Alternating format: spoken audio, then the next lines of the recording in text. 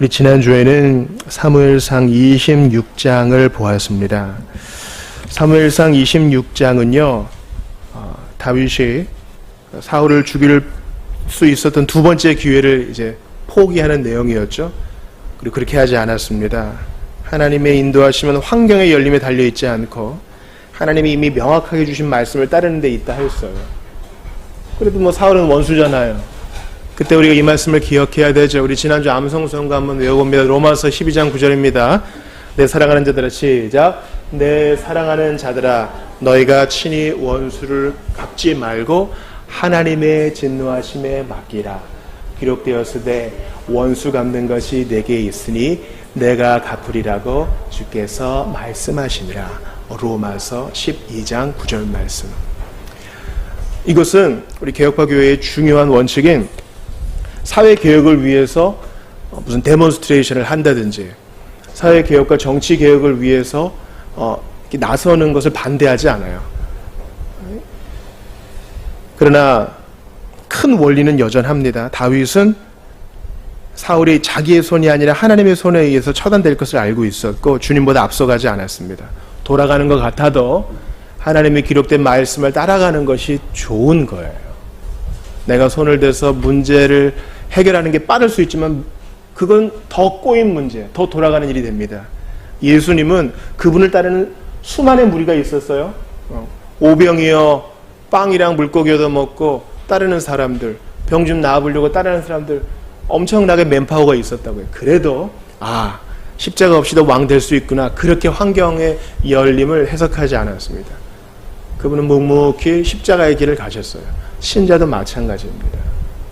반드시 형통하고 반드시 돈이 되고 반드시 사람들이 박수를 주는 그 길만이 하나님이 원하시는 길은 아니에요. 오늘은 사무엘하 3장을 통해서 혼돈 속에서 빛으로 살다라는 제목으로 여러분과 짧게 좀 하나님 말씀을 나누고 또 성찬을 받기 원합니다. 여러분, 오늘 사무엘하 3장 말씀이 39절까지 되니까 참 길구나 이런 생각 하실 것이고, 사람이 참 많이 나오는구나, 이게 누가 누군지 모르겠다. 저도 그랬으니까요. 이게 성경 통독을 쭉 하기 전에는 이게 누군지 잘 몰라요. 공도 잘 몰라요. 네. 근데 오늘은 이 세 인물, 아브넬과 요압과 다윗을 중심으로만 좀 하나님 말씀을 좀 이렇게 보기를 좀 원합니다. 혼돈 속에서 빛으로 살다. 지금 사무엘하 3장 말씀이 엉망진창이에요. 아브넬이 죽고요, 다윗이 슬퍼하고 장례식을 하고 요압이 말을 안 듣고, 이런 엉망진창의 삶이 우리 오늘 살아가는 성도들에게 주는 교훈입니다. 사실 여러분, 기독교 성경의 주요 메시지는 뭐예요? 하나님이 세상을 사랑하셔서 죄인 구원하시려 벌을 줘야 되는데 그 죄의 값을 당신님의 아들에게 다 전가시켜서 세상의 모든 죄, 죄인의 모든 죄를 예수 그리스도가 대신 짊어지시고 죽으셨다가 살아나셨으니 그것을 믿는 자마다 죄 용서를 받고 하나님의 자녀가 된다는 게 기독교의 중심 교의 아니겠어요? 근데 이게 지금 오늘 사무엘하 3장이랑 무슨 상관이 있는 거예요? 자, 여러분께 한번 질문을 해볼게요. 아까 말씀드린 기독교의 중심 진리를 듣고 동의하고 믿어가지고 가슴이 뜨뜻해졌어요. 근데 은혜를 받고 눈물을 딱 닦고 우리의 삶의 현장으로 딱 왔더니 집에 가는 길부터 문제가 생기는 거예요. 집에서 전화가 왔더니 집이 엉망이에요.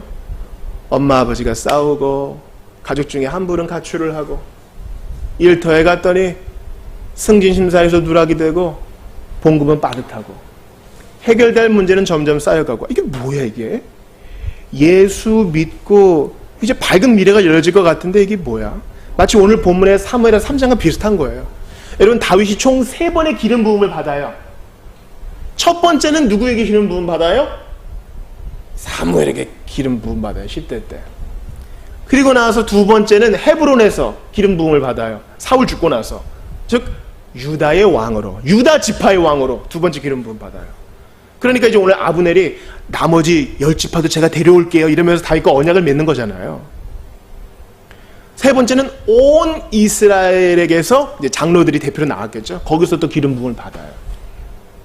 그러니까 다윗은 아유, 저 언제 나는 왕인겨? 이렇게 하면서 조급해하지 않고 주님의 때를 기다렸어요. 이게 다윗의 위대함이에요. 수시로 물어보고 기다릴 줄 알고. 오늘 본문에 보니까 자기의 적일 수도 있는 아브넬을 위해서도 울어주는 거.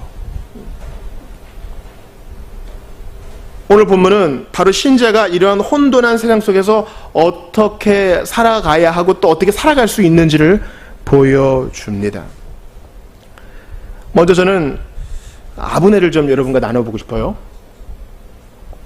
여러분 오늘 39절까지 쭉 읽으셨지만 아브넬, 이 요압의 손에 죽었다 그러는데 아브넬은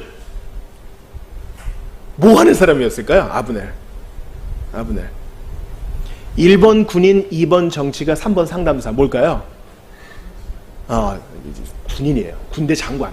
즉 다윗의 옆에는 군대 장관 요압이 있었던 것처럼 사울의 옆에는 군대 장관 아브넬이 있었어요. 그런데 아브넬은요, 지난주 말씀 기억하세요? 다윗이 저 멀리 산 넘어가가지고 이 사울의 이 창이랑 물병만 가져가가지고 멀리서 얘기하잖아요. 그거를 그 사람들이 다 들었을 거라고요. 아브넬은 하나님께서 다윗에게 이미 나라를 주셨다는 걸 알고 있었어요. 이미 알고 있었어요. 그러니까 이제 여러분 오늘 열받는 일이 생기니까 10절 보세요. 10절 3장 10절. 자, 이제 우리 환상 가운데 주님 만나지 말고 기록된 말씀을 통해 만납시다. 10절 같이 읽어봐요. 3장 10절 시작. 그 맹세는 곧 이 나라를 사울의 집에서 다윗에게 옮겨서 그의 왕위를 단에서 브엘세바까지 이스라엘과 유다에 세우리라 하신 것이니이다. 이거 지금 아브넬이 말하는 건데 아브넬은 알고 있었어요. 하나님이 이미 이 나라를 다윗에게 준 걸 알고 있었어요. 이 단에서 브엘세바는, 단은 제일 위쪽, 브엘세바는 이스라엘이 제일 밑쪽. 그러니까 뭐 할라에서 백두까지 뭐 이런 표현이에요. 아브넬은 이미 이걸 알고 있었어요. 이제 사울이 죽었으니까 다윗에게 복종해야지. 그런데도 이렇게 물러갈 수는 없지. 남자가 못 먹어도 계속 고해야지 하면서 사울의 아들이요 요나단의 동생인 이스보셋에게 딱 붙었어요. 그래서 자기들만의 나라를 세워요. 이게 아브넬의 잘못인 거예요. 여러분 기억해 보세요. 내가 분명히 알고 있어. 이제 대권은 다윗에게 갔고 하나님이 이 나라를 다윗에게 줬기 때문에 내가 아무리 발버둥 쳐봐야 소용이 없어. 나는 이제 새로운 왕을 섬겨야 돼. 다윗은 함부로 나를 죽일 사람이 아니야. 그렇게 다윗에게 가야 되는데 안 그러고 자기 고집을 부리는 거예요. 그리고 이스보셋은 그냥 바지 왕이에요.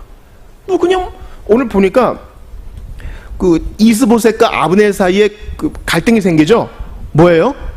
7절 보세요. 7절. 사울에게 첩이 있었는데 이 리스바라는 첩을 이 아브넬이 뭐 통과했다는 소문을 들었나 봐요. 이 본문 자체로는 진짜 그랬는지 안 그랬는지 알 수가 없어요. 그러면 이스보셋이 자기가 섬기는 주군인데, 왕인데 이스보셋 왕이시여 그런 일이 없나이다. 저는 저의 충직함을 증명해 보일 수 있습니다. 뭐 이렇게 얘기하든가, 뜻이 잘못했으면 하면 되지. 화를 내가지고 내가 이 나라를 다윗에게 넘겨버릴 것이요, 너 한번 두고 봐, 이렇게 분노를 터뜨립니다. 자 보세요.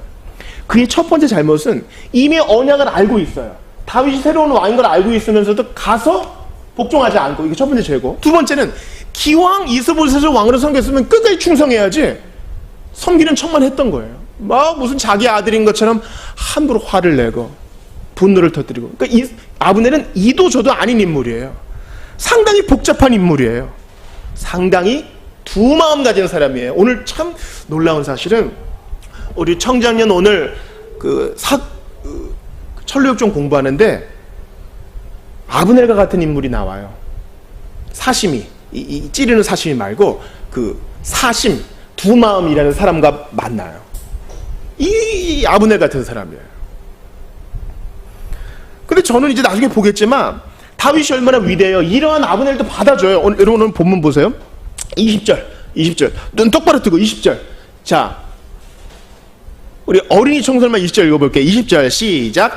아브넬이 부하 20명과 더불어 헤브론에 이르러 다윗에게 나아가니 다윗이 아브넬과 그와 함께한 사람을 위하여 잔치를 여러분 이 배설은 화장실에서 하는 배설이 아니라 이게 베푼다는 거예요. 이렇게 두 마음 가진 아브넬, 사울을 제대로 섬긴 것도 아니고 이스보셋을 제대로 섬긴 것도 아닌 이런 두 마음 가진 아브넬, 툭하면 화나 내고 이런 아브넬을 영접해줘요. 왜요? 다윗에게 왔으니까. 아무리 죄가 많아도 새로운 왕에게 왔으니까 오케이 받아주는 거예요.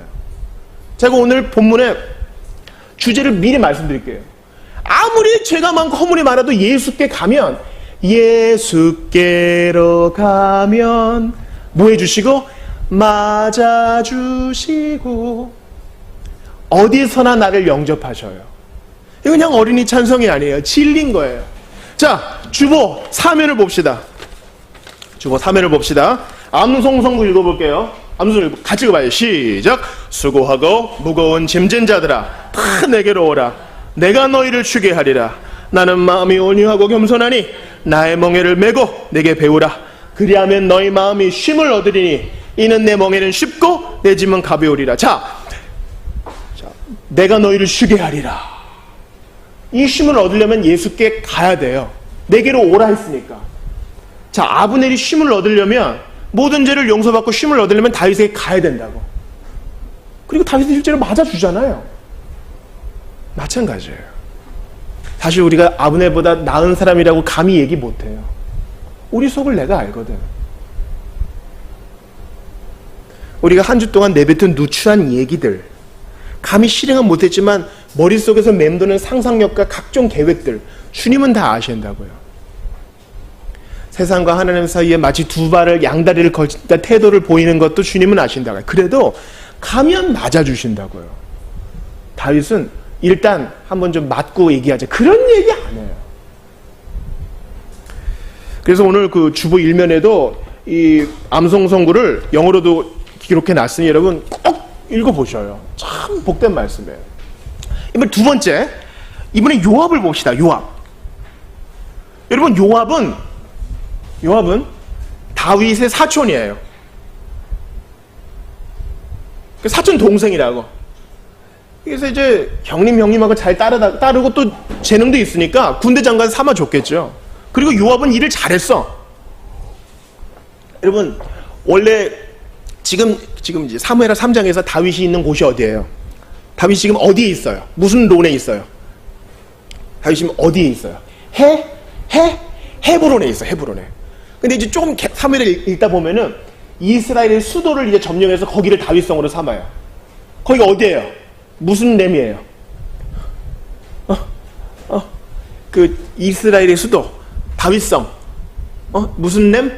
여부수 족속이 살던 곳. 예, 주의 말씀은 예루살렘. 그 예루살렘성 누가 정복해요? 요압이 정복해요. 예루살렘은 천혜의 요새거든. 높은 데에 있어서. 그래서 그 성전을 향해 올라가는 노래라고 그러잖아요. 올라가는 노래. 위에 있다고. 여부수 족속이, 야, 니네는 절대 우리를 못 이겨. 근데 그 어려운 일을 요압이 해내요. 자, 형님 따르면서 아둘람 굴에서부터 10몇 년을 다윗을 정말 수종 들어온 요압이에요. 얼마나 훌륭해요. 일 잘하는 사람. 딱딱 떨어지게 그냥 일 끝맺음이 좋은 사람. 그리고 자기를 위해 목숨 바쳐가지고 다윗성을 점령해 주는 사람. 대단한 사람이죠. 그런데 말을 안 들어요. 자, 요압이 다윗이 아브넬을 그냥 보내줬다는 얘기를 들으니까 요압이 화를 내요. 자, 25절. 이번엔 청장년 읽어봅시다. 자, 청장년. 내가 만 19세 이상이다 하시는 분 같이 읽어볼게요. 25절 시작. 왕도 아시려니와 내리 아들 아브넬이 온 것은 왕을 속입니다. 그가 왕이 출입하는 것을 알고 왕이 하시는 모든 것을 알려 함이니이다. 지금 왕의 의도를 하나도 몰라. 다윗은 그냥 기쁜 거예요.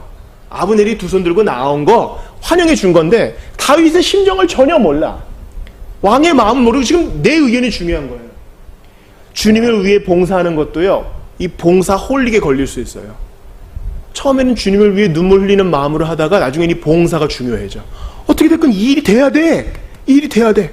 그러다가 봉사자들끼리 싸움이 나고. 그거 안 하고 순전한 마음으로 예배하는 게 더 좋은 거 아니에요? 그래서 예수님이 이 땅에 오셨을 때 제일 많이 욕먹은 사람들이 바로 이 요압 같은 사람들이에요. 뭡니까? 바리새인들과 서기관들. 주님을, 하나님을 사랑해. 그 사람들 진짜 하나님을 사랑하는 것 같아. 열심히 금식하고 열심히 구제하고 청빈하게 살고. 근데 단 하나, 하나님 마음만 몰라. 예수님 마음은 몰라. 거와 과부, 창기와 세리를 받아들이는 죄인이 오신 예수님 마음 모르고 그냥 열심히는 할 줄 알아. 이게 문제라는 거예요. 게다가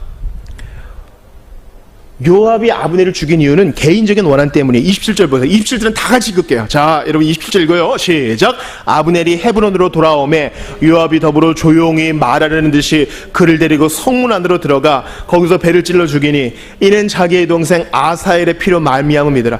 아브넬이 뜻하지 않게 요압의 동생 아사엘을 죽인 적이 있어요. 왜냐면 전쟁 때 아사엘이 달리기가 빠르거든요. 그래서 팍 아브넬을 잡으려고 막 뛰어요. 그래서 아브넬이 처음에 말립니다. 야, 따라오지 마라. 다른 애들 쫓아가라. 내가 너를 죽이면 내가 네 형을 어떻게 보니?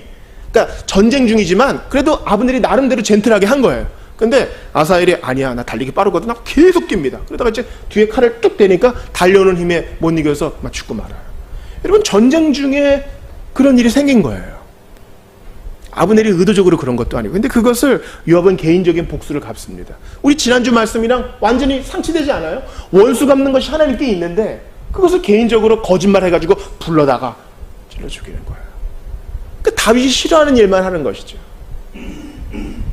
여러분, 지금으로부터 1000년 전에 그런 일이 있었습니다. 주님의 이름을 위하여 요압처럼 손에 피를 묻힌 사람이 있었으니 바로 잘못된 교황의 얘기를 듣고 칼을 든 십자군들이었습니다. 소년 십자군들도 있었어요. 시작할 때 몇만 명이 나왔는데 나중에 다 장사치들한테 팔려가지고 남은 사람이 없어요. 그 위대한 기사들이 잘못된 교리에 사로잡혀가지고 예루살렘에 입성해서 칼에 피를 묻히고 맙니다. 요압처럼 행한 거죠. 하나님 마음을 전혀 모르는 거야. 우리의 싸움은 혈과 육에 속한 것이 아닌데 굳이 무력을 쓴 거예요. 우리는 거기에 대한 잘못을 느끼고 있고 반면교사로 삼아야 하는 것입니다.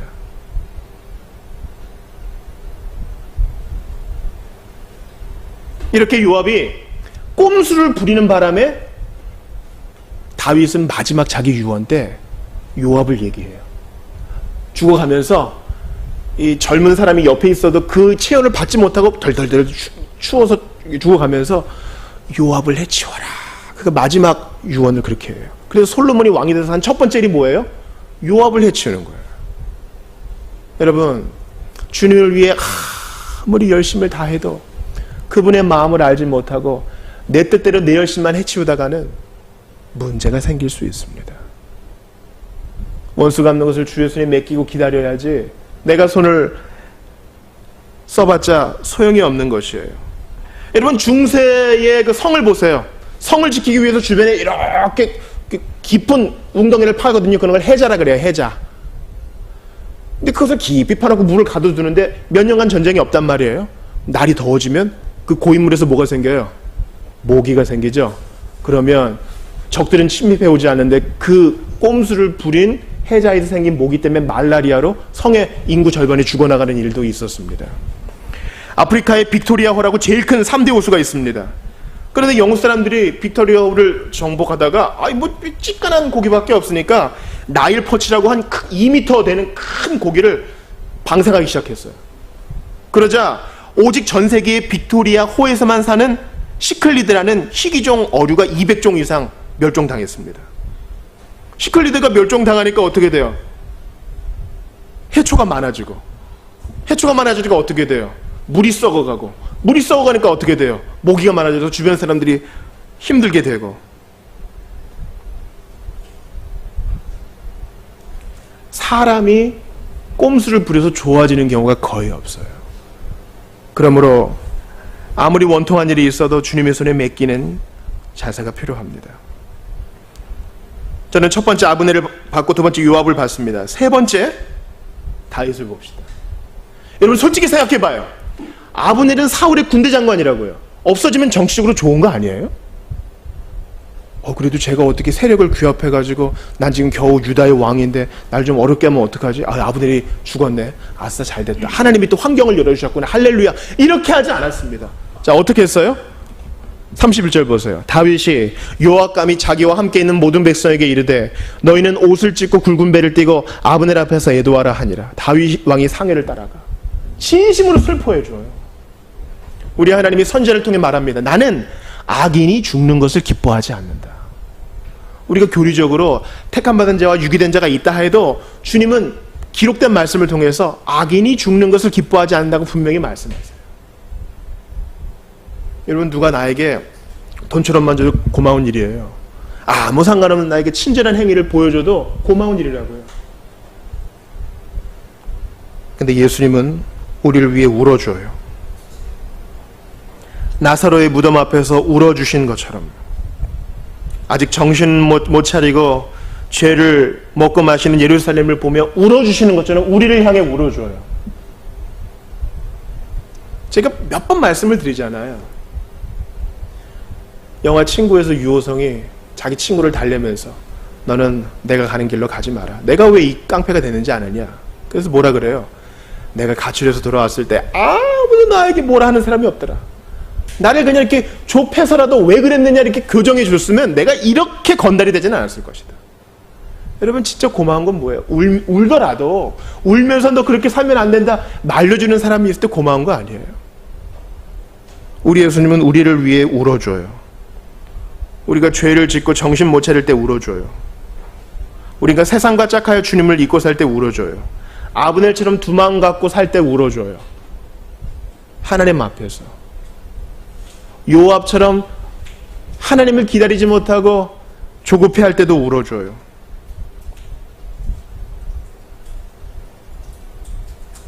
여러분께 질문합니다. 우리는 혼돈스러운 사무엘하 3장을 봤어요. 신앙인이 사무엘하 3장과 같은 혼돈 속에서 어떻게 살 수 있을까요? 제가 아까 아브넬 말씀을 드렸죠. 다윗에게 가면 살 수 있어요. 요압도 마찬가지예요. 다윗 왕이시여, 쟤도 아브넬도 군대 장관이고 저도 군대 장관입니다. 솔직히 밥그릇 걱정이 됩니다. 그리고 제 동생을 죽인 나쁜 놈이에요. 원한이 있습니다. 이것을 다윗에게 가서 얘기했으면 해결을 해주지 않았을까요?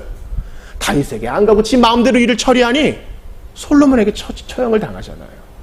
뭐든지 다윗에게 가면 해결이 돼. 우리의 문제도 너무 우리가 똑똑해서 문제 아닐까요? 우리는 이것을 연습해야 돼요. 무슨 일을 당하든 무슨 사건을 경험하든 내 신변에 무슨 일이 생기든 다 예수님을 연관시키는 거예요. 그분께 물어보는 거예요. 그분께 가는 거에 바로 그것을 말하는 겁니다. 예수님께 가는 것은 무슨 교회당에 온다거나 그런 게 아니에요. 범사의 그분을 생각하며 물어보는 거, 그게 예수께 가는 것이에요. 자, 오늘 주보 암송선고 다시 한번 보세요. 수고하고 무거운 짐진 자들아 다 내게로 뭐라고요? 오라! 많은 사람들이 나 예수 믿었는데 인생이 불행해요 그래요. 예수 믿으면 잘 들으세요. 예수 믿으면 신분이 바뀌는 거예요. 죄인에서 의인으로, 마귀의 종에서 하나님의 자녀로 신분이 바뀌는 거야. 자, 그럼 보여요. 내가 너희를 쉬게 하리라. 주님께서 주시는 쉼을 얻으려면 내게로 와서 주님의 멍에를 메고 주님께 배우는 자세가 필요해요. 믿었어요. 아무리 나불대봐야 소용없어요. 다윗에게 가서 다윗에게 고하고 다윗이 명하는 대로 하면 쉼을 얻을 수 있잖아요. 마찬가지로 예수님께 가서 이런 일이 있어요. 이런 아픔이 있어요. 주님께서 말씀하신 대로 순종할게요. 가장 좋은 쉼의 삶을 주세요. 그게 중요한 거예요. 아브넬과 요압은 다윗에게 가지 않아서 이런 문제를 겪어야 합니다. 우리도 예수님께 가지 않아서 생기는 문제, 오직 그분께 가서 그분의 멍에를 메고 그분께서 가르쳐 주시는 대로 하나씩 둘씩 삶을 해결해 나갈 때 진정한 선교적 삶, 하나님께 영광 돌리는 삶을 살 수 있게 될 것입니다. 우리 한번 같이 기도하시죠. 여러분, 혼돈 속에서 사셨던 2000년 전의 한 사나이를 소개해드리고 싶어요. 자기가 지은 세상에 왔는데 아무도 환영하지 않고, 자기가 지은 세상에 왔는데 죽이려 하고, 자기가 지은 세상에 와서 사람들을 사랑하려 했는데 오해하는 사람들이 있고, 이게 예수님이 경험한 혼돈이에요. 근데 그분은 하루가 시작되기 전 고요히 아버지께 갑니다. 해결을 보고 자기의 사명을 끝까지 수행하세요. 갈보리 언덕에서까지 말이죠. 우리는 너무 똑똑해서 탈이에요. 항상 큰 일을 당해야 예수님을 찾지, 잔잔한 일에 그분을 연관시키지 않을 때가 얼마나 많아요. 아브넬과 요압, 특별히 요압을 생각하면서 다윗에게 갔으면 다 해결될 문제 이렇게 꼬여버렸으니 저희는 그리하지 않도록 도와주시고, 무슨 일을 당하든 예수께로 가면 나는 기뻐요. 무슨 일을 당하면 예수께로 가면 맞아주시고, 이 마음으로 이번 한 주 부지런히 예수께 가고 매 시간 가고 매 순간 가서 모든 문제를 해결받는 우리가 될 수 있도록 도와달라고 마음이 온유하고 겸손하신 주님께 가게 도와주시옵소서 간절히 기도하며 주님께 나아갑시다. 한 1분 정도 같이 기도합시다. 하나님 아버지 감사합니다. 오늘 주신 말씀, 긴 말씀을 받았습니다. 다윗에게 안 가서 이런 문제가 생기네요. 주님, 내가 너무 아는 게 많고 나름대로의 경험이 많다고 주여 잔머리를 쓰지 않도록 도와주시고, 예수님 존귀하신 이름을 불러가며 해결을 볼 수 있도록 도와주시옵소서. 내가 아는 사람이 있었고요, 내가 해본 경험이 있었기에 예수님께 아뢰지 못한 것이 있었다면 모두 사하여 주시옵소서. 함부로 손에 피 묻히지 말고 내 경험과 내가 알고 있는 지식 따라 요압처럼 먼저 나서지 않도록 도와주시고, 조금 늦어도 원수가 부시는 주님 손에 모든 것 맡기고 나아가기를 원합니다. 혼돈 속에 살아가는 저희들은 예수님께 갑니다. 가서 마음이 온유하고 겸손하신 주님께 배웁니다. 그 멍에를 뵙니다. 그저 믿으면 모든 것이 다 해결된다 하지 않으시고, 내가 함께 해줄 테니 같이 가자 하시는 주의 손을 잡습니다. 다윗이 가리켜 보여주는 예수님을 바라봅니다. 도와주시옵소서. 우리 하나님 함께 하여 주시옵소서. 주님, 큰 일을 당하고 나서야 무릎을 치고, 아이고 이렇게 내가 문제가 있었구나, 이제 예수 의지해야지 배우게 됩니다. 이제 결단을 내립니다. 하루를 살며 한 주를 살며 크고 작은 일, 무슨 일을 당하든 예수께로 나아가는 저희가 다 되게 도와주시옵소서. 예수님, 이 일을 당했습니다. 어떻게 할까요? 주님, 평안으로 인도해 주옵소서. 매 순간 표적의 기도를 올려드리면서, 화살 기도를 올려드리면서 주님의 응답을 받는 참으로 복되고 행복한 삶을 살게 하여 주시옵소서.